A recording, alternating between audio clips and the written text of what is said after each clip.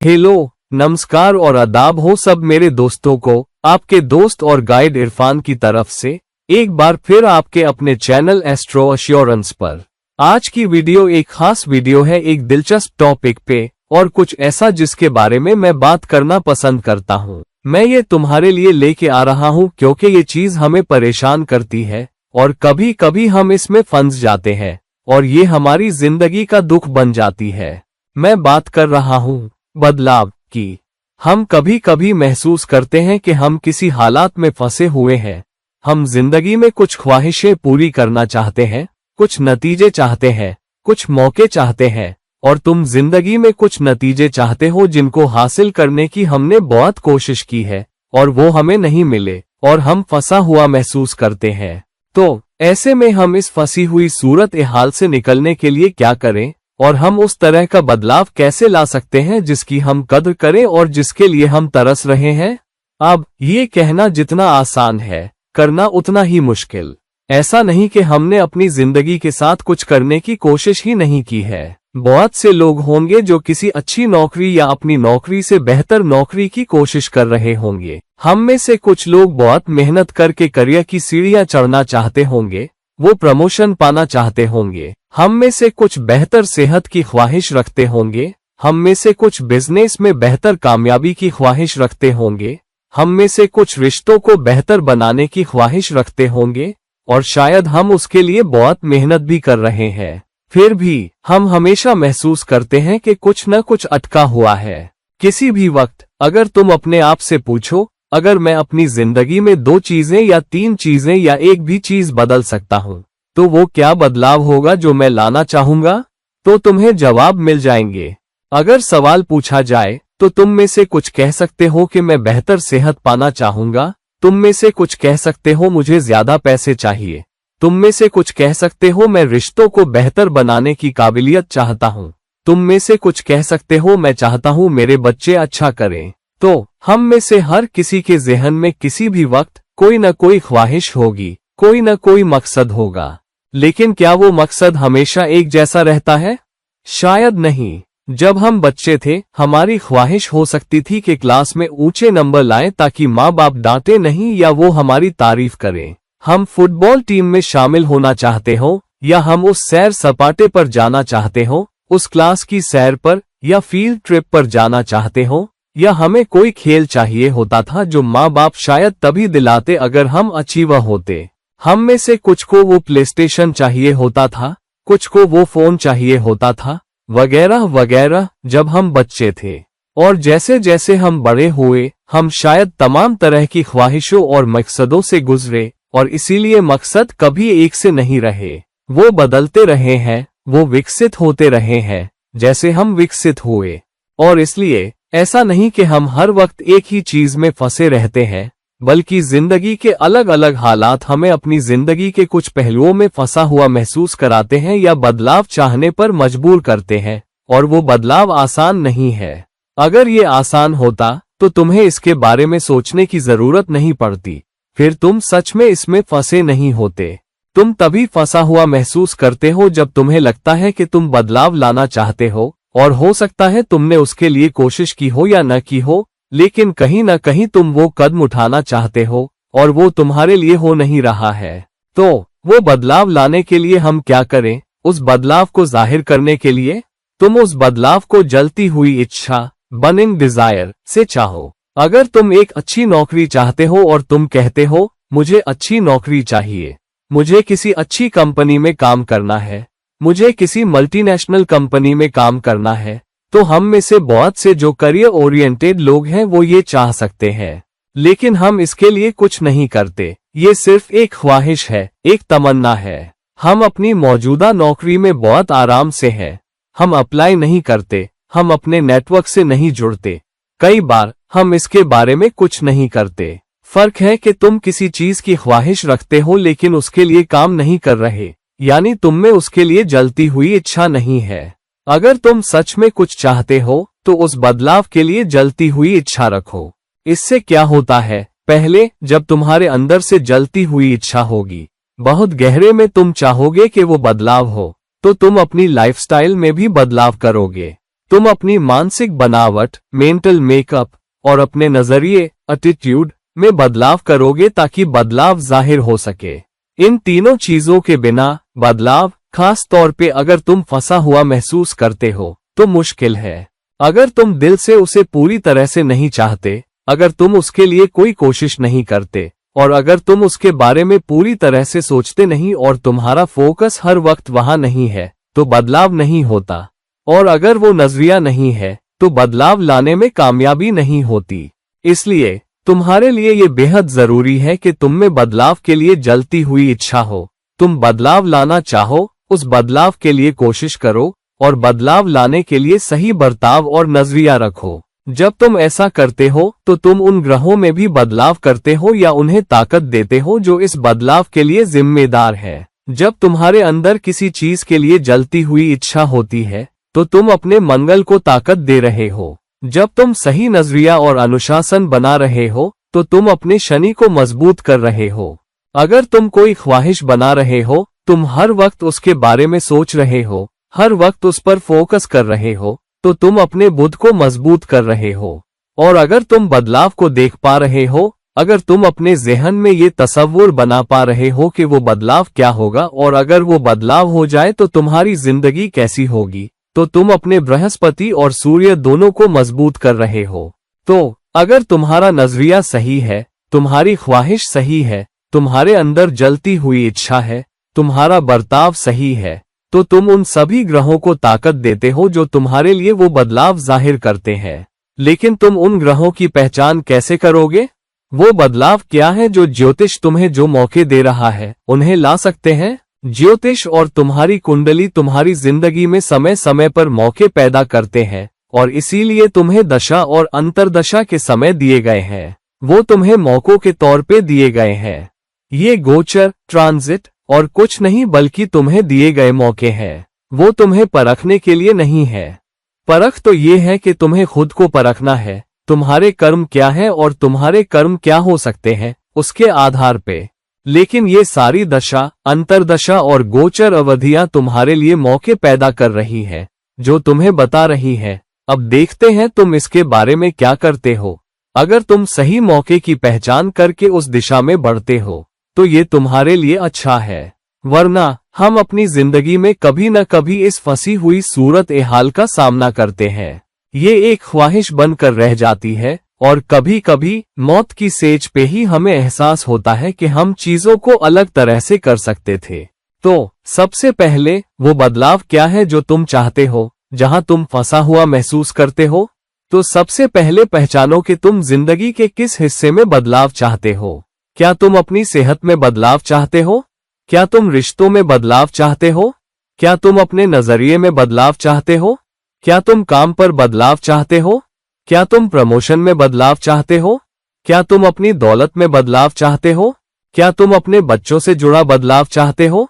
पहले पहचानो कि वो बदलाव क्या है जो तुम चाहते हो और अगर तुम वो बदलाव ले आते हो तो आखिरी नतीजा क्या होगा। तो अगर तुम्हारा प्रमोशन हो जाता है, तो वो काम का कैसा बदलाव होगा?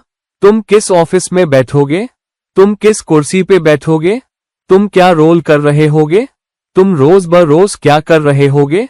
इसकी एक मानसिक तस्वीर बनाओ, क्योंकि जब तुम ऐसा कर रहे हो, तो तुम उन ग्रहों में ताकत जोड़ना शुरू कर रहे हो जो उससे जुड़े हैं। ऑफिस में एक खास सीट, वो सीट क्या है? वो एक अधिकार है जो तुम्हें अधिकार देती है। सूर्य अधिकार है, सूर्य नेतृत्व है। तो जब तुम खुद की कल्पना, तसव्वुर और तस्वीर बना पाते हो और उसकी गहरी इच्छा रखते हो और उसके लिए तुम्हारे नजरिए में अनुशासन है, तो तुम अपने सूर्य को मजबूत कर रहे हो।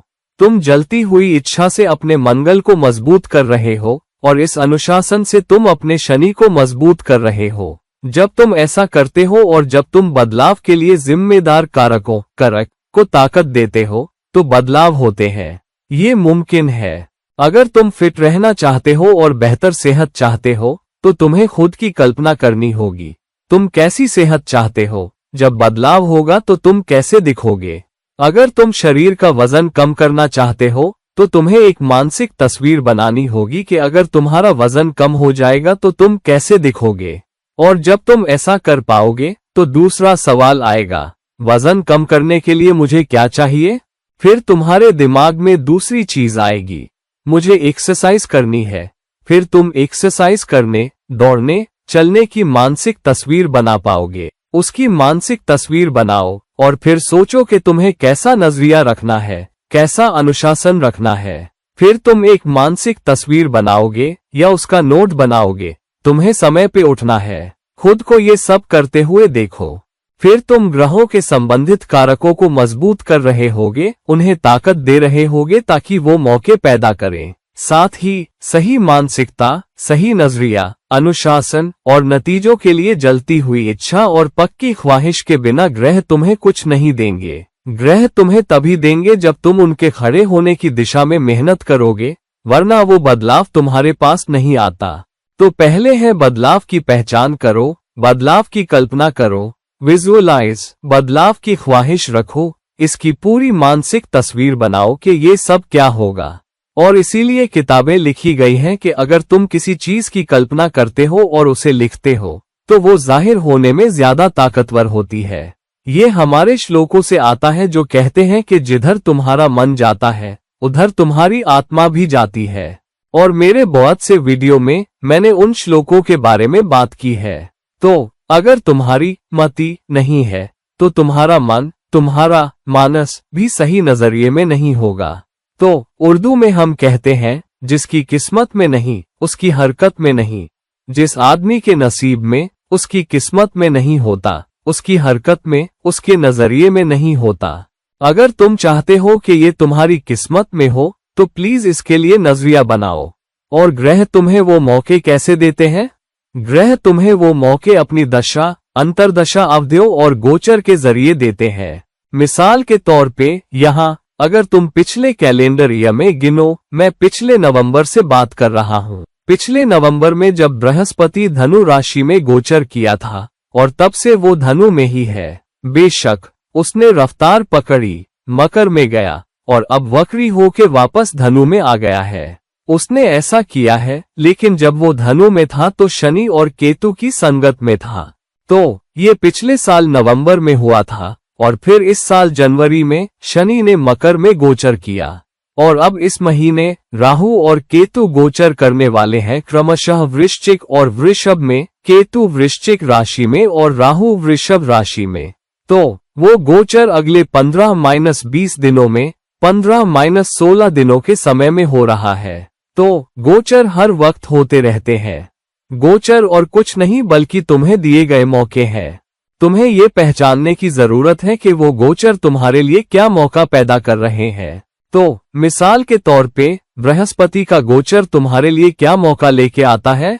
बृहस्पति का गोचर हमेशा उस भाव का विस्तार, एक्सपेंशन और मौका लेके आता है जिस भाव में और जिस राशि में बृहस्पति गोचर कर रहा है। और उस राशि के मायने क्या है? पिछले साल जब बृहस्पति ने धनु में गोचर किया तो उसने अध्यात्म, धर्मशास्त्र, उच्च शिक्षा, लंबी दूरी की यात्रा, कई सांस्कृतिक जुड़ावों और रिश्तों, आस्था और किस्मत के दरवाजे खोलने में मौका और विस्तार पैदा किया।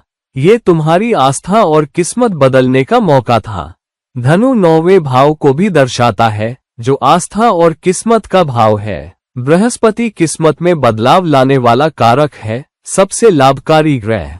तो जब भी बृहस्पति का गोचर हो, पहचानो कि बृहस्पति किस भाव में और किस राशि में गोचर कर रहा है। उस भाव के मौके तुम्हारे लिए बन रहे हैं, उस राशि के मौके तुम्हारे लिए बन रहे हैं।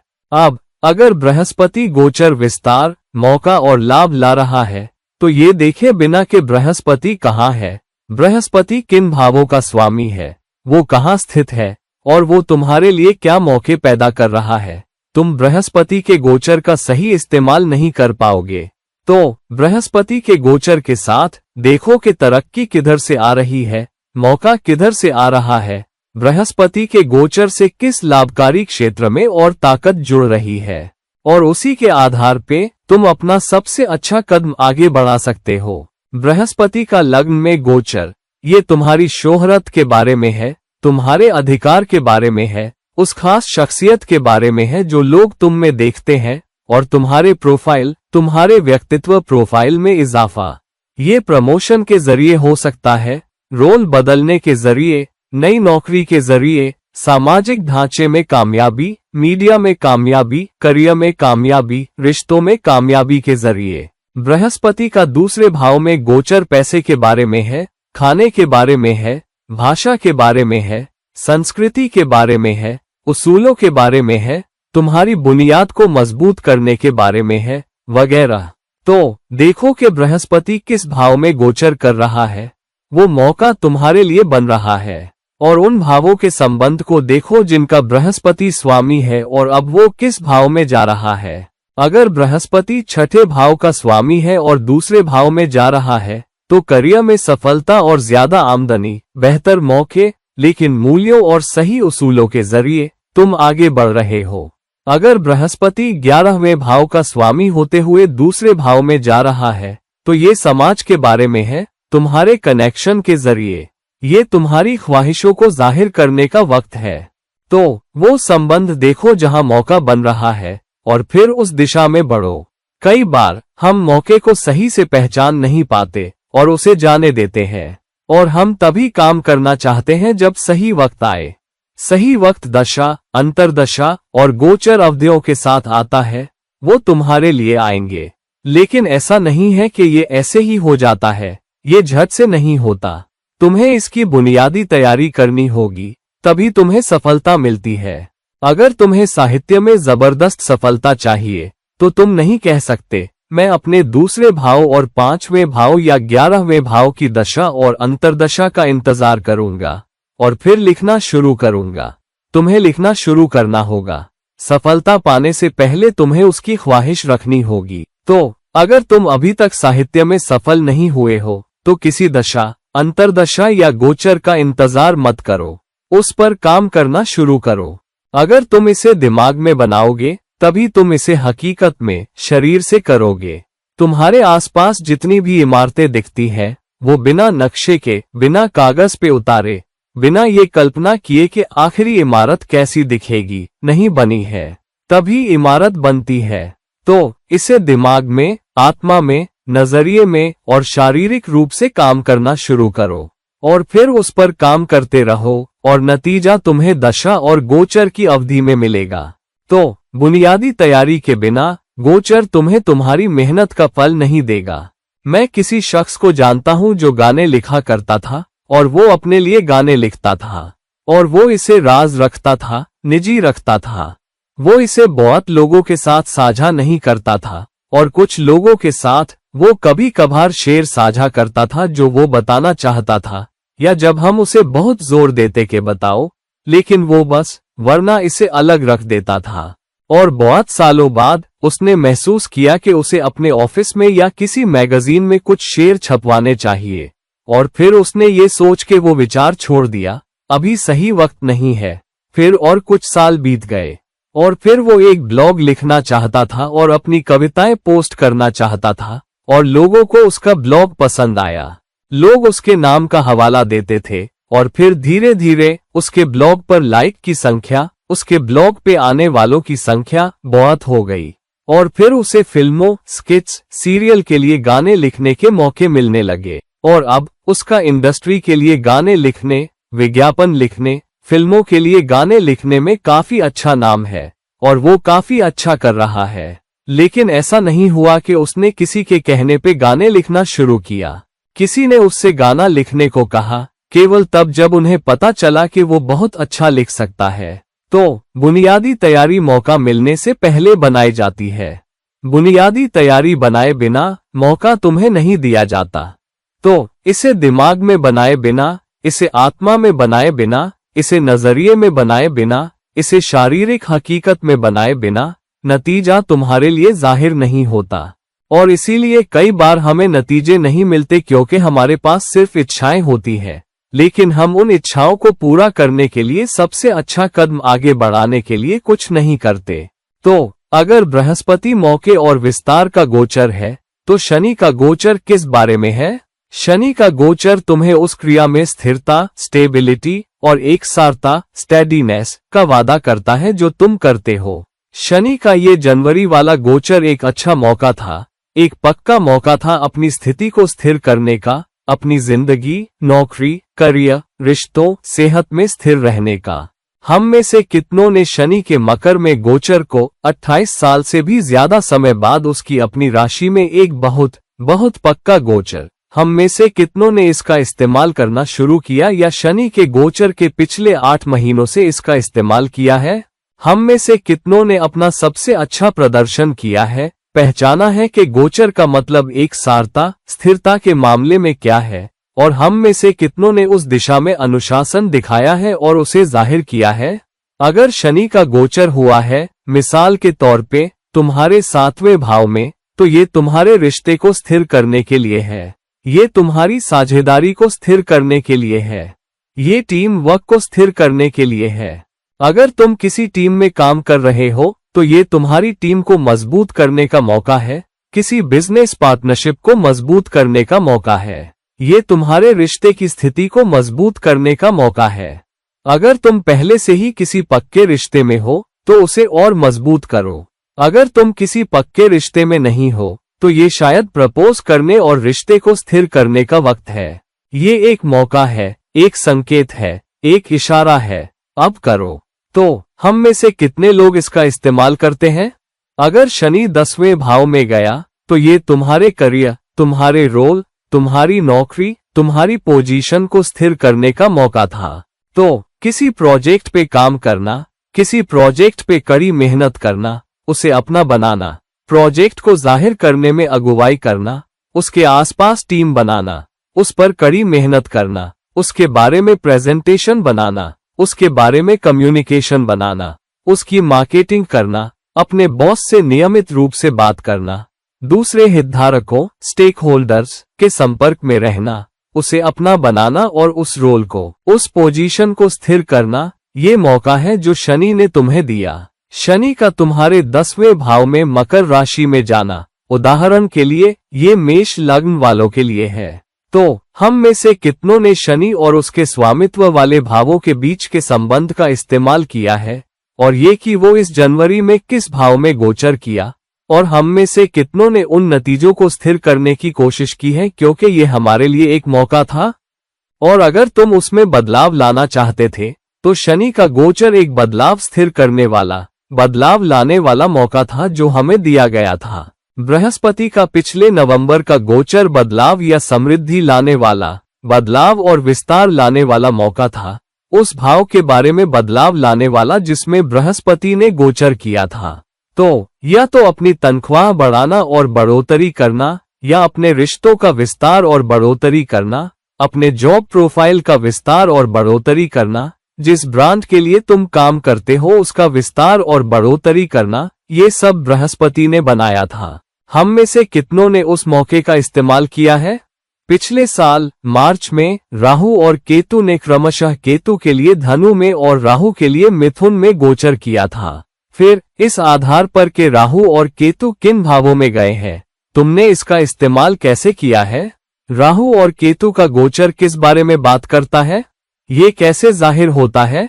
ये क्या बदलाव ला रहा है? राहु का किसी भी राशि और भाव में जाना कहता है, अब तुम्हारा फोकस इस पे होना चाहिए। तुम्हारा फोकस पिछले 18 महीनों से किसी और चीज पर था, अब तुम्हारा फोकस इस पे है, तो यहाँ फोकस करो, ये राहु कह रहा है। और केतु किसी भाव से दूर जा रहा है, ये कह रहा है कि तुम्हें इस क्षेत्र पर कम फोकस करना है या इससे इनकार करना है। मिसाल के तौर पे, अगर राहु तुम्हारे 11वें भाव में जा रहा है, तो तुम्हारे सामाजिक संबंध, किसी बड़े संगठन के लिए काम करना, बड़े समाधान सोचना, बड़ा सोचना, बड़ी बेहतर चीजों की ख्वाहिश रखना, पैसा, सामाजिक संबंध, तो सोशल नेटवर्क का इस्तेमाल करना, मीडिया में जाना, बड़े दर्शकों तक संवाद करना, ये सब 11वां भाव कहता है। अगर राहु वहां जा रहा है, जो उदाहरण के लिए कर्क लग्न वाले जातक के लिए इस महीने जब राहु वृषभ में जा रहा है, हो रहा है, जबकि केतु तुम्हारे 5वें भाव में जा रहा है, ये कह रहा है कि तुम्हें सट्टेबाजी वाले निवेशों पर कम फोकस करना है, तुम्हें जोखिम उठाने पर कम फोकस करना है। अनुचित जोखिम मत उठाओ, जोखिम से दूर हटो, अटकलों से दूर हटो, अपने नेटवर्क का इस्तेमाल करो, अपने कनेक्शन का इस्तेमाल करो। अपनी ख्वाहिशों की तरफ बढ़ो। अगर तुम्हें जोखिम उठाना है तो जोखिम उठाओ अपनी ख्वाहिशों की तरफ। अपनी ख्वाहिशों को पूरा करने की कोशिश करो। अपने सामाजिक संबंधों का इस्तेमाल करो और उसकी तरफ बढ़ो। ये मौका है जो राहु ला रहा है और केतु नकार रहा है। जब राहु और केतु का गोचर वो मौका, वो बदलाव ला रहा है। पिछले साल जब राहु और केतु ने केतु के लिए धनु और राहु के लिए मिथुन में गोचर किया था, तो इस बात पर निर्भर करते हुए कि हमारी कुंडलियों में मिथुन और धनु किन भावों के स्वामी थे, वो हमें दिए गए मौके थे, बदलाव लाने वाले मौके थे। क्या हमने उसके बारे में कुछ किया? अगर हमने उसके बारे में कुछ नहीं किया और अगर तुम सिर्फ बदलाव पर अटके हो, एक मानसिक बदलाव जो तुम लाना चाहते हो, लेकिन तुम उसके लिए और कुछ नहीं कर रहे, कोई जलती हुई इच्छा नहीं, नजरिए में कोई पक्का बदलाव नहीं, कोई दृष्टिकोण नहीं, कोई मानसिक तस्वीर नहीं, कुछ लिखा नहीं, कागज पे कोई प्लान नहीं बनाया, तो हम किस बदलाव के पीछे भाग रहे हैं? राहु उस भाव में वृद्धि के लिए दबाव बनाता है जिसमें वो गया है। वो कहता है, यहाँ फोकस करो, यहाँ अपनी कोशिश लगाओ, गुमराह मत हो, छल मत करो, धोखा मत दो, यहाँ अपनी कोशिश लगाओ और मैं तुम्हें नतीजे देने को तैयार हूँ। क्या तुम तैयार हो? ये राहु कह रहा है। केतु कहता है, इसे छोड़ दो, इसे अपने लिए मत पकड़ो, फोकस वहां करो जहां तुम्हारा राहु है। अब इसे मत पकड़ो, इस पर कम फोकस करो। और अगर तुम इस भाव के बारे में कुछ कर रहे हो तो दूसरों के लिए करो, अपने लिए नहीं। जिस भाव में मैं जा रहा हूँ उसकी भौतिक चीजों, मटीरियलिज्म के पीछे मत भागो, क्योंकि फिर मैं उसे छीन लूंगा। अगर तुम्हारा फोकस वहां है तो मैं उसे छीन लूंगा और फिर तुम और ज्यादा दुखी होगे, तुम्हें उसके बारे में अच्छा नहीं लगेगा। तो राहु और केतु के गोचर को समझो, क्योंकि उनका गोचर हमेशा एक बदलाव लेके आता है। शनि, बृहस्पति, राहु और केतु के गोचर हमेशा एक बदलाव या बदलाव का मौका लेके आते हैं, लेकिन क्या हम उनका इस्तेमाल करते हैं? क्या हम पहचानते हैं कि वो किधर इशारा कर रहे हैं और क्या हम उन्हें जाहिर करते हैं? क्या हम उन बदलावों के कारकों को मजबूत करते हैं? क्या हम उनके स्वामित्व वाले भावों और जिन भावों में वो जा रहे हैं उनकी दिशा में काम करते हैं? क्या हम उनके सहयोगों, तालमेल, सिनर्जी, ऊर्जाओं के आदान प्रदान को भी देखते हैं? अगर तुम ये पहचानने में सक्षम नहीं हो कि मौका किधर से आ रहा है, तो हम कभी उस दिशा में नहीं बढ़ते। लेकिन याद रखो, बदलाव सिर्फ तभी नहीं होता जब गोचर होता है। ग्रह हमेशा सक्रिय रहते हैं। राहु और केतु सिर्फ 9वें में नहीं बैठे हैं या किसी दिन अचानक 10वें भाव में नहीं जा रहे हैं, वो धीरे धीरे आगे बढ़ रहे हैं। गोचर हमेशा चालू रहता है और फिर एक दिन वो आखिरी अंश से अगले अंश में चले जाते हैं और तब एक राशि से दूसरी राशि में गोचर होता है। हालांकि अंतरिक्ष में कोई दीवारें नहीं होती। तो जब राहु चल रहा है, मिसाल के तौर पे मिथुन से वृषभ की तरफ, तो वो दरअसल गोचर के असल में होने से कुछ दिन पहले ही, 30 से 45 दिन पहले ही अपने नतीजे जाहिर करना शुरू कर देता है। वो उन नतीजों के लिए दबाव बनाना शुरू कर देते हैं क्योंकि राहु मिथुन से वृषभ की तरफ बढ़ रहा है, इसलिए वो उसे प्रभावित करने में सक्षम है क्योंकि वो उसके करीब है, वो वक्री गति में है। केतु के साथ भी यही बात है। तो बदलाव भी एक निरंतर चलने वाली प्रक्रिया है, ये एक दिन में नहीं होता। तो जैसा कि मैं अपने उस दोस्त के बारे में बात कर रहा था जो शेर और कविता लिखा करता था, वो उस बदलाव को रोज बरोज ला रहा था जब वो संग्रह में जोड़ रहा था, और एक दिन उसे मौका मिल गया और उसने वो सारी कड़ी मेहनत पहले ही कर ली थी जिसने उसकी कला को मजबूत किया था। उसने उन तकनीकी कौशलों को मजबूत किया था जो लिखने के लिए जरूरी है, वो छंद, मीटर जिसमें लिखना होता है, और उसने वो कर लिया था, उसने उसे परफेक्ट कर लिया था। वो एक बेहतर लेखक था।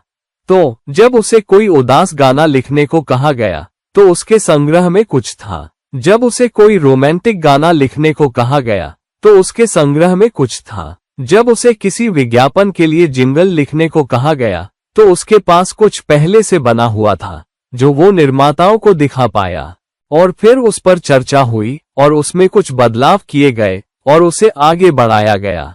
तो बदलाव एक निरंतर चलने वाली प्रक्रिया है। बदलाव एक दिन में नहीं होता। तो अगर तुम बदलाव जाहिर करना चाहते हो तो किसी गोचर के होने का इंतजार मत करो। उस मौके के लिए तैयारी करो जो तुम्हारे पास आ सकता है या आ रहा है। तुम बदलाव के लिए कैसे तैयारी कर रहे हो? तुम कैसे पहचान पा रहे हो कि राहु या केतु या शनि किधर जा रहे हैं और उसका इस्तेमाल कर पा रहे हो? पहचान पा रहे हो कि वो कहां से जुड़ रहे हैं, ऊर्जाएं क्या है, तालमेल क्या है, और फिर उस दिशा में काम कर रहे हो ताकि जब गोचर हो तुम उसके लिए तैयार हो और अपना सबसे अच्छा कदम आगे बढ़ा रहे हो। दूसरा, तुम्हें किसी गोचर का इंतजार करने की जरूरत नहीं है। जैसा मैंने कहा, बदलाव एक निरंतर चलने वाली प्रक्रिया है। ग्रह हमेशा गति की अवस्था में रहते हैं। तुम्हें नहीं पता कि मौका कब आ सकता है। तुम्हारे कर्म के आधार पे तुम्हारे कर्म भी तुम्हें समय समय पर मौके देते रहते हैं। तो अगर तुम्हारे कर्म में है कि तुम्हें कोई नतीजा मिलेगा तो ग्रहों की स्थिति का उतना ही मतलब होगा। तो अगर तुम्हारे कर्म में बेहतर करना है तो फंसी हुई सूरत ए हाल से निकलने की तुम्हारी निरंतर कोशिश में तुम्हारी निरंतर कोशिश कारकों को भी मजबूत कर रही है, तुम ग्रहों को भी मजबूत कर रहे हो। मौका तुम्हें गोचर के असल में होने से पहले भी मिल सकता है। बेशक गोचर में तुम नतीजों को और मजबूत करोगे। जब बिल गेट्स ने विंडोज प्रोग्राम लिखा, एक मेनू चालित प्रोग्राम, उससे पहले वो डॉस पर काम कर रहे थे। उन्होंने अपना प्रोग्राम विंडोज IBM को पेश किया। उन्होंने मना कर दिया, लेकिन बिल गेट्स ने इसे छोड़ा नहीं। उन्होंने उस पर काम करना जारी रखा और कुछ सालों बाद जब मौका उनके पास आया और उन्होंने विंडोज 3.1 जारी किया तो उन्हें जबरदस्त सफलता मिली। अगर उन्होंने इसे छोड़ दिया होता, अगर उन्होंने उस पर काम करना जारी नहीं रखा होता, क्योंकि IBM, जो एक दिग्गज कंपनी थी, ने उन्हें MS-DOS पर काम करने को कहा था, ना कि विंडोज पर, तो उन्हें वो जबरदस्त सफलता नहीं मिलती जो विंडोज ने दी।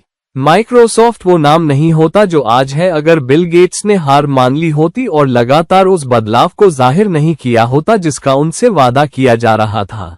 तो तुमसे एक बदलाव का वादा किया जाता है, लेकिन तुम्हें उसकी दिशा में लगातार काम करना होता है जब तक कि एक दिन वो बदलाव जाहिर न हो जाए। तो अगर तुम्हारे दिमाग में कोई चीज है जो तुम्हारे दिमाग में लगातार है, जो तुम्हारा पीछा कर रही है, मैं ये सफलता चाहता हूँ, मैं ये बदलाव चाहता हूँ, मैं चाहता हूँ कि ये कुछ और हो जाए। अगर वो लंबे समय से तुम्हारे दिमाग में तुम्हारा पीछा कर रही है, तो क्या तुम उसके बारे में कुछ कर रहे हो? क्योंकि ये तुम्हें दिया गया एक संकेत है। तो अगर तुम्हारे दिमाग में लगातार एक इशारा है कि तुम्हें अपनी सेहत के बारे में कुछ करना है, तो कुछ करो, क्योंकि जो गोचर या बदलाव हो सकता है वो अच्छा ना हो। तो तुम्हारा शरीर तुम्हें बता रहा है, तुम्हारे कर्म तुम्हें बता रहे हैं, तुम्हारी ग्रहीय ऊर्जाएं तुम्हें बता रही है, तुम्हारी ज्योतिषीय ऊर्जाएं तुम्हें बता रही है, परम ऊर्जा तुम्हें बता रही है कि यहाँ कुछ उथल पुथल हो सकती है। तो अगर तुम्हारे दिमाग में अपनी सेहत पर काम करने की लगातार बात चल रही है, तो कृपया वो करो। उन इशारों को मत जाने दो जो तुम्हें लगातार याद दिलाते हैं कि तुम्हें इसके बारे में कुछ करने की जरूरत है। अगर तुम किसी विदेशी देश में किसी विदेशी कंपनी में नौकरी के लिए अप्लाई करने का सोच रहे हो, तो इंतजार मत करो, इसे जाहिर करो। अगर तुम इसके बारे में सोचते रहते हो, तुम इसके बारे में प्लान बनाते हो, तुम इसके आसपास कुछ सर्टिफिकेशन ले लेते हो, तुम संपर्क करते हो, तुम अप्लाई करते रहते हो, तुम्हें नहीं पता कि वो मौका तुम्हारे पास आ सकता है। मैं अपने एक दोस्त को जानता हूं जो मेरे साथ कॉलेज में था और उसे एक लड़की पसंद थी, लेकिन किसी कारण से शुरुआती सालों में उसके पास जाने की हिम्मत नहीं थी और बाद में उसे पता चला कि जब उसने उससे संपर्क किया तो वो पहले से ही किसी और के साथ थी। उसे पता चला कि वो पहले से ही किसी के साथ है, लेकिन उसे वो बहुत पसंद थी और वो किसी और के साथ रिश्ते में आगे बढ़ गया। लेकिन हर बार जब वो किसी रिश्ते में नहीं होता था तो वो उस लड़की के बारे में सोचता रहता था। वो उस लड़की के पास जाता रहता था, कहता, मैं तुम्हें पसंद करता हूँ और मुझे तुम्हारी याद आती रहती है और मैं तुम्हें अपने दिमाग से निकाल नहीं पाया हूँ। तो जब उसका ब्रेकअप हुआ तो उसने फिर से उससे संपर्क किया, उसने फिर से प्रपोज किया और उसने कहा, नहीं, मैं तुम्हें उस तरह नहीं देख पा रही हूँ, तुम मेरे लिए एक दोस्त से बढ़कर नहीं हो, ये 6-7 साल तक चलता रहा। आखिरकार 7वें साल के बाद उसने उसके साथ कॉफी के लिए बाहर जाने और उसके साथ वक्त बिताने के लिए हाँ कर दी। और फिर उसने एक मौका दिया, ठीक है हम एक दूसरे से मिलना शुरू करेंगे, लेकिन अभी कोई वादा नहीं। और फिर वो एक ब्रेकअप से गुजरे और फिर वो फिर से एक साथ हो गए। फिर उसे आखिरकार हाँ कहने में 9 साल से भी ज्यादा का वक्त लग गया और उन्होंने शादी कर ली और अब उनका एक बच्चा भी है। तो तुम्हें नहीं पता, तुम्हारी कोई ख्वाहिश हो सकती है, लेकिन अगर तुम उसका पीछा करते रहो, उसका पीछा करते रहो, उसका पीछा करते रहो, तो वो कभी न कभी जाहिर हो सकती है। वो कभी न कभी जाहिर हो सकती है क्योंकि तुम कारकों को बेहतर कर रहे हो, तुम उसकी तरफ के रिश्ते को मजबूत कर रहे हो। तो अपनी ख्वाहिशों पर कभी मत हारो, अपने सपनों पर कभी मत हारो, उसकी तरफ की कोशिश पर कभी मत हारो। अगर मेरे इस दोस्त ने कोशिश छोड़ दी होती और उसे अपने दिल में रख लिया होता, तो वो नतीजा उसे कभी नहीं मिलता, क्योंकि लड़की जानती थी कि ये लड़का मेरे पास वापस आता रहता है, मुझे बताता रहता है कि वो मुझे पसंद करता है।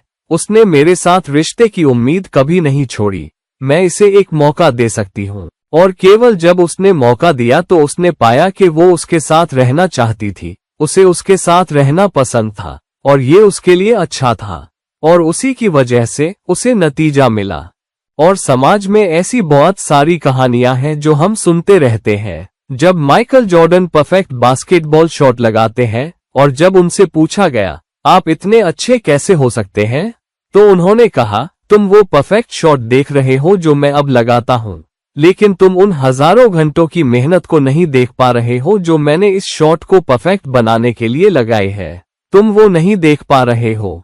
तो हजारों घंटों का काम जो एक माइकल जॉर्डन ने लगाया है, उसे वो परफेक्ट शॉट जीवन में बहुत बाद में ही मिलता है, क्योंकि तब ग्रह तुम्हारे लिए काम करते हैं, कारक तुम्हारे लिए काम करते हैं, राशियां तुम्हारे लिए काम करती हैं, परम ऊर्जा तुम्हारे लिए काम करती है।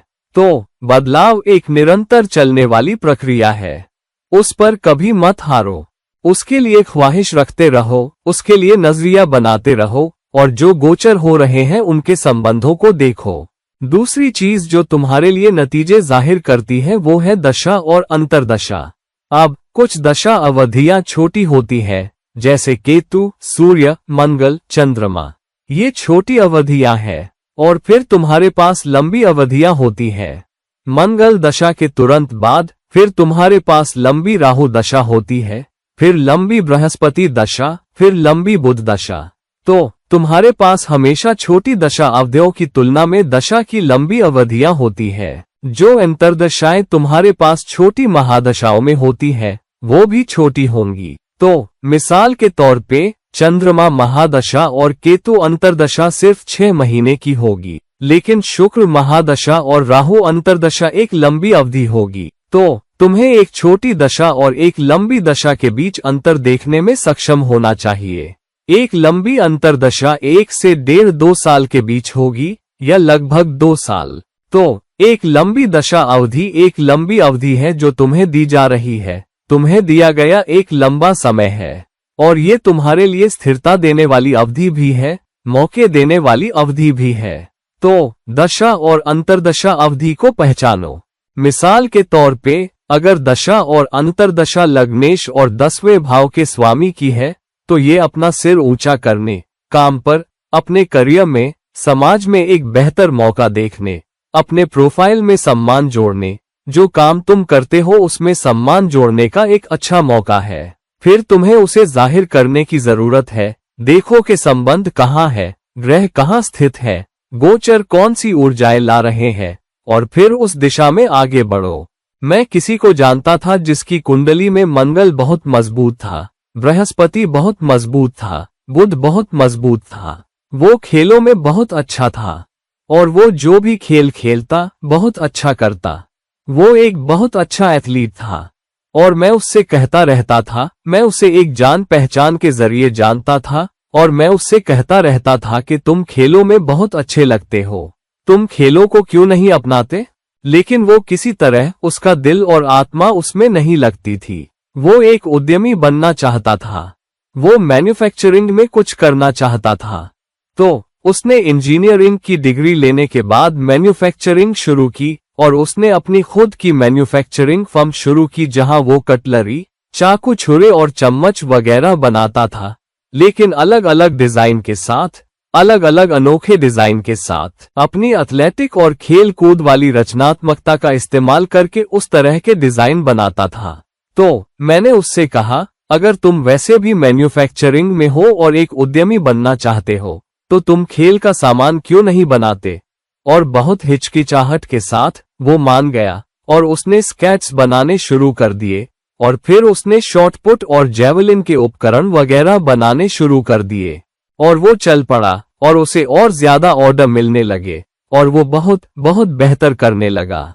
तो मौका हमेशा उसके लिए था क्योंकि मंगल मजबूत था, खेल क्षमता उसे दी गई थी। हालांकि क्योंकि उसका दिल और आत्मा उसमें नहीं लगती थी, सफलता किसी दूसरे क्षेत्र से मिली जो खेलों के जरिए आए, लेकिन जहां उसका दिल और आत्मा था। तो अगर तुम्हारा दिल और आत्मा कुछ कह रहा है तो एक कर्मिक ऊर्जा है जो तुम्हारा पीछा कर रही है। उस कर्मिक ऊर्जा को मत जाने दो, लेकिन उसे उन ग्रहीय शक्तियों के साथ मिलाओ जो तुम्हें दी गई है। ताकतों को एक साथ इस्तेमाल करो, जैसे मेरे इस परिचित ने किया था। उसके अंदर कुछ निर्माण करने की प्रबल कर्मिक इच्छा थी, लेकिन उसके ग्रहों की स्थिति खेलों में सफलता के लिए बहुत मजबूत थी।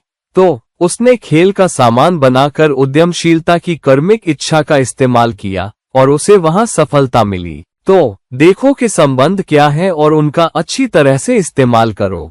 मिसाल के तौर पे, अगर तुम साहित्य में सफलता चाहते हो तो तुम्हारे पास एक मजबूत बुध होना चाहिए, तुम्हारे पास एक मजबूत बृहस्पति होना चाहिए, सोचने की क्षमता के लिए एक अच्छा चंद्रमा होना चाहिए और तुम्हारे पास एक अच्छा शुक्र होना चाहिए ताकि तुम्हारी लिखने की क्षमता और भाषा भी तुम्हारा साथ दे। और अगर तुम्हारे पास ये मजबूत दिशाएं हैं तो इनमें से किसी भी ग्रह की गोचर अवधि, इनमें से किसी भी ग्रह की दशा और अंतर्दशा तुम्हारे लिए एक मौका ला सकती है। अगर तुम मैन्युफैक्चरिंग में सफलता चाहते हो तो तुम्हारे पास एक मजबूत शनि होना चाहिए क्योंकि तुम उन लोगों के साथ काम कर रहे हो जो तुम्हारे लिए काम करते हैं, जो सीढ़ी में नीचे हैं। तो ये वो लोग हैं जो फिटर हैं, जो असल में खराद मशीन और काटने के औजार वगैरह इस्तेमाल करते हैं। तो तुम्हें एक मजबूत शनि चाहिए, तुम्हें एक मजबूत मंगल चाहिए, तुम्हें रचनात्मक होने के लिए एक मजबूत राहु चाहिए। और जब तुम्हारे पास ये ऊर्जाएं मजबूत होती हैं, मजबूत ग्रहीय ऊर्जाएं, और फिर तुम्हारा दिमाग उसे जाहिर कर रहा होता है, तुम कारकों में ताकत जोड़ रहे होते हो, तो तुम्हें मैन्युफैक्चरिंग में सफलता मिल सकती है। अगर तुम शिक्षा में अच्छी सफलता प्राप्त करना चाहते हो तो तुम्हारे पास एक मजबूत बृहस्पति होना चाहिए जो सीखने, शिक्षा से जुड़ा हो।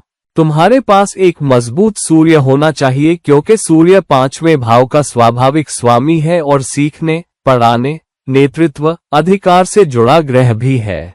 और तुम्हारे पास एक मजबूत बुध भी होना चाहिए। बुध तुम्हें विश्लेषणात्मक कौशल देता है। तो चाहे तुम एक शिक्षक बनना चाहते हो, तुम शैक्षणिक संस्थानों से जुड़ा कुछ करना चाहते हो, तुम प्रिंटिंग से जुड़ा कुछ करना चाहते हो, तुम स्टेशनरी के सामान से जुड़ा कुछ करना चाहते हो, सभी शिक्षा संबंधी सामान, सभी शिक्षा संबंधी उपकरण, औजार, शिक्षा से जुड़ी कोई भी चीज, स्कूल बैग और पेंसिल, रबर, शार्पनर, चांदा, कंपास, गणित के उपकरण, जो भी तुम कहो, अगर तुम्हारे पास मजबूत बृहस्पति, सूर्य और बुध है तो वो मौका तुम्हें दिया जाता है। और अगर तुम में इच्छा है तो इनमें से किसी भी ग्रह की दशा और अंतर्दशा और गोचर तुम्हारे लिए वो मौका पैदा करते हैं। उस मौके का इस्तेमाल करो। अगर तुम मीडिया में सफलता चाहते हो तो तुम्हारे पास एक मजबूत सूर्य होना चाहिए, तुम्हारे पास एक मजबूत राहु होना चाहिए। राहु मीडिया में जबरदस्त सफलता से जुड़ा है, सूर्य चमकने की क्षमता के लिए है। अगर तुम्हारे पास बृहस्पति है तो वो क्षमता का विस्तार करेगा, तुम्हें बुद्धि और भाषा और संवाद देगा ताकि तुम लोगों तक पहुंच सको। और हाँ, तुम्हें विश्लेषणात्मक क्षमता और संवाद और मार्केटिंग की क्षमता के लिए एक अच्छा, मजबूत बुध चाहिए, जो बुध अपनी मिथुन ऊर्जा के जरिए दर्शाता है। और इसलिए फिर इनमें से किसी की दशा और इनका गोचर तुम्हारे लिए एक मौका देगा और वो चिंगारी पैदा करेगा। क्या तुम मौके की पहचान करते हो और उस दिशा में बढ़ते हो? और नतीजा तुम्हारे पास आने से पहले तुम कितनी देर तक उसे जाहिर करते रहते हो? अगर तुम खेलों में सफलता का लक्ष्य बना रहे हो तो तुम्हारे पास अनुशासन के लिए, संगठन के लिए, लंबे समय तक, कठिन घंटों तक काम करने की क्षमता के लिए एक मजबूत शनि होना चाहिए। तुम्हें एक मजबूत मंगल चाहिए। तुम्हें एक मजबूत बुध चाहिए, जो युवावस्था से जुड़ा है, जो खेलों से जुड़ा है। तुम्हें एक मजबूत राहु चाहिए ताकि तुम सही तकनीक का इस्तेमाल कर सको और खेलों में नतीजे जाहिर कर सको। लेकिन तुम्हें उस पर काम करते रहना होगा। तुम्हें उसे जाहिर करते रहना होगा। तुम्हें उसे अपने दिमाग में और अपने नजरिए में और अपनी क्रिया में बनाते रहना होगा, इससे पहले कि नतीजा तुम्हारे पास आए। तुम्हें एक माइकल जॉर्डन की तरह बनना होगा, जहां तुम्हें उसमें घंटों और घंटों काम लगाने की जरूरत है, और फिर मौका तुम्हारे पास आता है और वो तुम्हें उस जबरदस्त सफलता की ओर ले जाता है जिसकी तुम ख्वाहिश रखते हो। लंबी सफलता तुम्हारे पास आने से पहले कम से कम कुछ सफलता तो एक शुरुआत के तौर पे तुम्हारे पास आती ही है। अगर तुम उसे लगातार मजबूती से जाहिर करते हो और लंबे सालों तक समर्पण और धैर्य रखने को तैयार हो, तो वो सफलता तुम्हारे पास आ सकती है अगर तुम्हारे कर्म भी उसका साथ देते हैं। तो दशा और अंतर्दशा के ग्रहों की जांच करो, गोचरकारी ऊर्जाओं की जांच करो। देखो कि दशा और अंतर्दशा की ग्रहीय ऊर्जाएं और गोचर तुमसे क्या वादा कर रहे हैं, वो कैसे जाहिर हो रहे हैं। अपनी गहरी इच्छाओं के भीतर देखो, तुम कहाँ ख्वाहिश रख रहे हो और वो दशा और अंतर्दशा के ग्रहों या गोचर कर रहे ग्रहों से कैसे जुड़ रही है। पता लगाओ कि तुम्हारी ख्वाहिशें क्या है। एक जलती हुई इच्छा रखो, इसे कागज पे जाहिर करो, इसके प्रति एक नजरिया बनाओ और इसके लिए कड़ी मेहनत करो, और तुम बदलाव को जाहिर करने में सक्षम हो जाओगे। तुम अक्सर बदलाव लाने में सक्षम हो जाओगे। तो दोस्तों, अगर तुम सच में एक बदलाव लाना चाहते हो, तुम बदलाव जाहिर करना चाहते हो, तो ये सब अब से, आज से करना शुरू कर दो। इसे दिमाग में बनाना शुरू करो, इसे अपने नजरिए में बनाओ, इसे कागज पे उतारना शुरू करो, इसके लिए योजना बनाओ और बदलाव को जाहिर करने के लिए उस पर कड़ी मेहनत करना शुरू करो। तो अपनी कुंडलियों में देखो, अपनी दशा और अंतर्दशा अवधियों में देखो, इस महीने हो रहे राहु और केतु के गोचर में देखो, और फिर आने वाले नवंबर में हो रहे बृहस्पति के दूसरे गोचर में देखो। गोचर हमेशा होते रहेंगे। छोटे ग्रहों के गोचर जैसे शुक्र, मंगल, बुध के, ये छोटी अवधियां होती हैं, या सूर्य के दिनों से लेकर कुछ महीनों तक। तो गोचर इन ग्रहों के लिए 30 दिनों जितना छोटा और 2 महीने तक जितना लंबा हो सकता है, लेकिन बड़े ग्रहों के लिए गोचर अवधि लंबी होती है।